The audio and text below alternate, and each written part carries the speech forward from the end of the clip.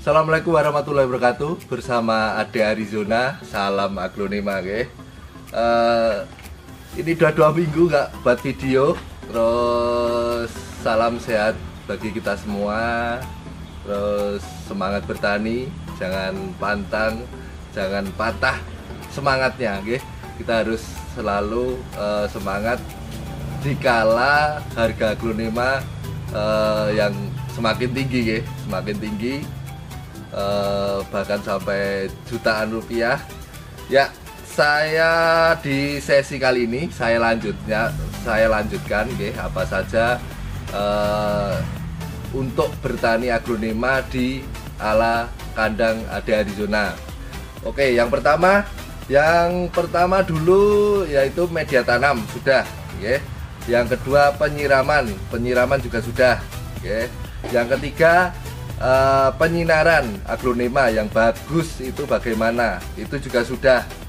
Terus ini yang keempat adalah pemupukan di kandang Ade Arizona itu menggunakan apa saja. Jadi pemupukan dan pengobatan saya pisah. Jadi untuk kali ini kita khusus pemupukan, dan sesi berikutnya kita akan membahas tentang pengobatan, yaitu mencegah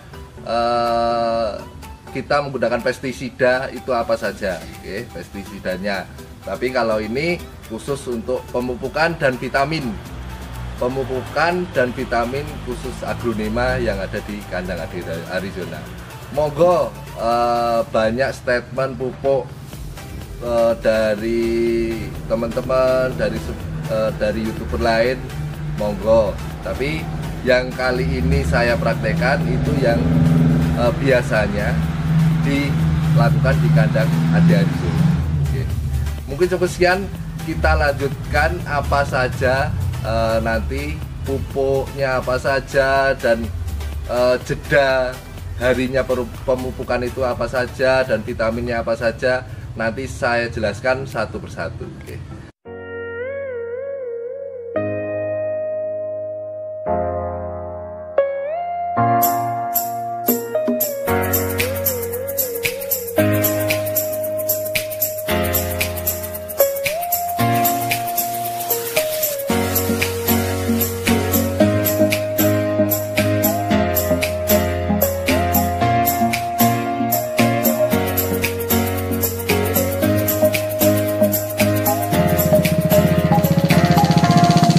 Ya, apa saja yang saya gunakan, apa saja pupuk dan vitamin apa saja yang saya gunakan di kandang Ade Arizona, yang pertama yaitu ini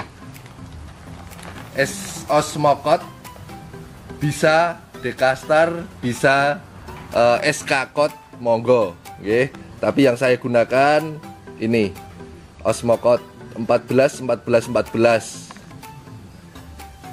NPK-nya seimbang. Ini yang saya gunakan. Kalau di kandang Ade Arizona ada juga SK-Cote, ada dinamit yang lebih mahal, monggo. Tapi ini yang saya gunakan di kandang Ade Arizona.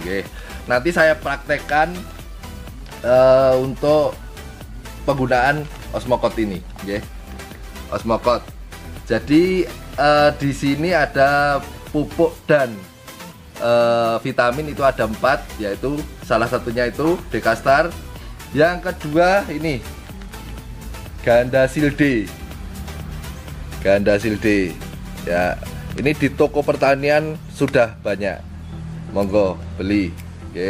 Kalau Osmocote mungkin di Shopee atau di toko online sudah banyak yang menggunakan.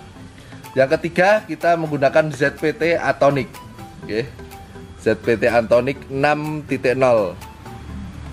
Ini zat pengatur tanaman, pengatur tumbuh tanaman, ZPT-nya ini. Dan ini namanya Erecto Biozone Food Plant. Nih. Yang keempat, ini yang vitamin yang saya gunakan. Salah satunya pengganti vitamin B1, soalnya sekarang banyak vitamin B1 itu banyak yang palsu, nggih. Yang kuning itu banyak yang palsu, jadi saya berganti. Di pemupukan yang pertama itu saya pakai vitamin B1, tapi yang untuk setengah tahun ini saya menggunakan Biozone. Biozone, nggih. Ini di Tokopedia juga ada, di Shopee juga ada, sekitar 40 ribuan ya, Mas. Nih, nggih. Terus kita praktekkan penggunaannya, nggih. Yang pertama yaitu Osmocot, Osmocot, Osmocot ini. Yang pertama untuk penggunaan Dekastar, Osmocot atau dinamit atau Eskakot, monggo. Ini yang biasanya saya gunakan. Untuk penggunaan itu saya biasanya setiap pas reporting, pas penggantian pot, penggantian media sekalian, sekitar 5 sampai 6 bulan. Ini saya praktekkan yaitu sunset. Sunset. Kita reporting, setelah itu kita kasih Osmocot.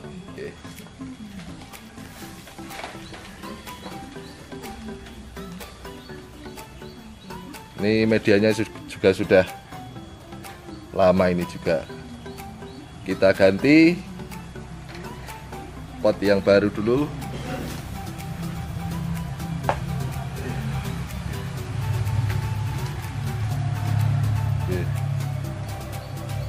Untuk penggunaan Osmocot, sama dengan pas reporting, yaitu kita kasih media dulu, kita kasih media dulu, terus kita masukkan, gini, kita tambahi media dulu sedikit, media dulu ya, tapi jangan penuh dulu, kita jangan langsung full, Setelah akar tertutupi, baru kita kasih Osmocot, Pemberian Osmocot sekitar 15 butir atau 20 butir di pot sekitar 12-an atau 15-an,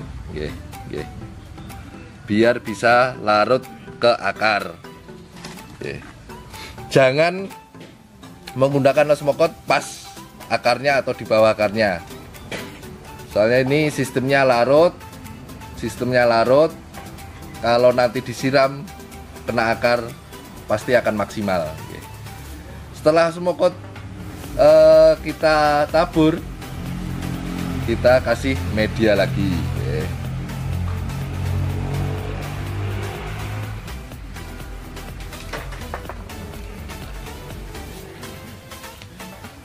Seperti ini. Jadi waktu disiram, Osmocotnya akan larut mengenai akar, jadi bisa maksimal, itu, Terus kita coba untuk penyiramannya, Ini sudah terlarut ini, Kita kasih media bawah, terus kita tanam, kita kasih media sedikit untuk menutupi akar, baru kita kasih Osmocot. Biasanya yang saya lakukan di kandang Ade Arizona ini, ya, seperti ini. Ya, jadi setelah 6 bulan baru kita kasih lagi. Setelah daun berkembang besar, terus kita ganti pot yang lebih besar, kita ganti juga Dekastarnya. Jadi itu untuk pemupukan Osmocot 14. Terus kita praktekkan yang ini, Gandasil D, Atonic, terus Biozone. Ini saya gunakan itu 4 hari sekali. 4 hari sekali tapi berselang nggih. Misal Senin nyemprot Gandasil. Berarti Jumat, setelah berarti Senin, Selasa, Rabu, Kamis 4 hari, baru Jumatnya kita kasih atonik. Oke. Setelah selang 4 hari lagi kita kasih Biozon. Monggo. Jadi berarti kita menggunakan per item ini 12 hari sekali. Biasanya saya praktekkan 4 hari sekali. Kita selang-seling terus. 4 hari Gandasil D, 4 hari atonik, 4 hari Biozon. Oke. Nih. Dan untuk penggunaan induk itu semua yang besar-besar seperti ini semua Gandasil D masuk, atonik masuk, dan food plan-nya masuk. Oke. Tapi kalau untuk anakan kita menggunakan atonik sama Gandasil D saja. Oke. Untuk anakan atau bonggol-bonggolan kita menggunakan atonik sama Gandasil D saja. Oke. Yuk kita praktekkan. Oke. Kita praktekkan. Nih. Ini atonik ya. Untuk penyemprotan diusahakan itu mengenai media, batang, sama daun bawah. Oke. Kebanyakan stomata itu ada di daun bawah. Ada juga yang di sini tapi sedikit. Tapi paling banyak stomata itu yang ada di belakang daun ini. Oke. Kalau untuk skala kecil kita pakai sprayer. Kita menggunakan sprayer. Kalau untuk dosis, komposisi, monggo dilihat di labelnya, monggo. Untuk kalau 4 hari sekali biasanya dosis kecil ya Mas ya, dosis kecil. Dan biasanya saya waktu semprot itu stomata terbuka itu pagi sekitar jam 7 sampai jam 9, jam 10, atau sore itu jam setengah 4 sampai jam 5. Oke. Biasanya semprot. Oke, monggo diaplikasikan pagi atau sore untuk penyemprotan. Dan diusahakan itu jangan di mix, jangan digabung, oke, biar maksimal. Jadi kita semprot atonik sendiri, kita semprot Biozon sendiri, kita semprot Gandasil D sendiri. Jadi jangan di mix. Terus kita kasih waktu renggang 4 hari itu, 4 hari sekali, yeah. Dan untuk penyemprotan, yeah, diusahakan itu di media, batang, sama daun bawah. Kebanyakan stomata yang ada di tumbuhan itu ada di bawah daun, yeah. Di sini juga ada tapi sedikit, yeah, di daunnya, tapi yang belakang daun ini kebanyakan stomata ada di sini. Terus kita praktekkan ya.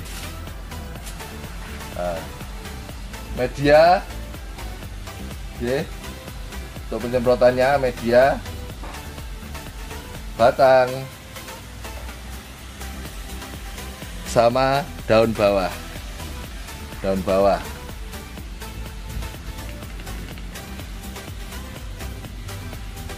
Daun bawah ya.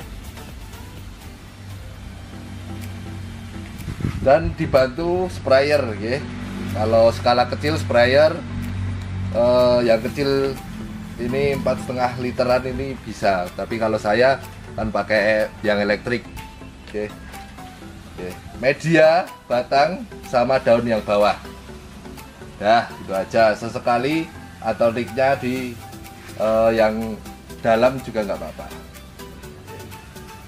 Oke. Untuk penyemprotan caranya begitu ya. Terus lanjut untuk anakan. Untuk yang anakan ini saya menggunakan cuma Gandasil D, sama Antonix saja, oke. Gandasil D dan Antonix saja, oke. Ini anakan sama bonggolan ini. Bonggolan saya juga menggunakan Antonix sama Gandasil D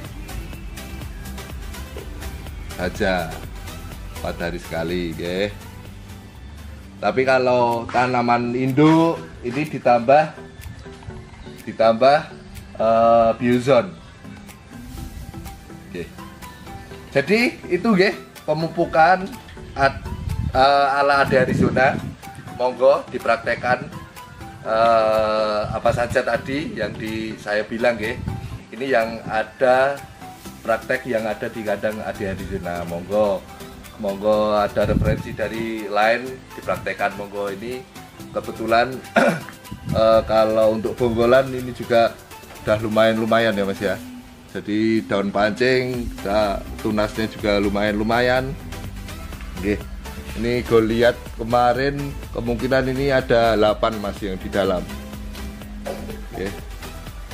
Ini ada uges juga minim 3. Dan Roro Mendut itu juga ada 3. Alhamdulillah untuk daun pancing keluarnya juga banyak. Ini Harleking ini juga 3. Sudah keluar semua ini. Ini potong sekitar 1,5 bulan. Ini menggunakan Antonix sama Gandasil D. Kalau untuk yang induk mempercepat anakan itu kita pakai tambahan Biozon. Jadi cukup sekian dari saya, mungkin cuma itu yang bisa saya sampaikan untuk masalah pemupukan. Dan sesi selanjutnya kita masalah pengobatan, mencegah penyakit-penyakit masuk yang ada di aglonema. Apa saja yang kita gunakan, terus berapa hari kita semprot untuk mencegahnya, terus ya cukup sekian dari saya. Wassalamualaikum warahmatullahi wabarakatuh. Salam aglonema.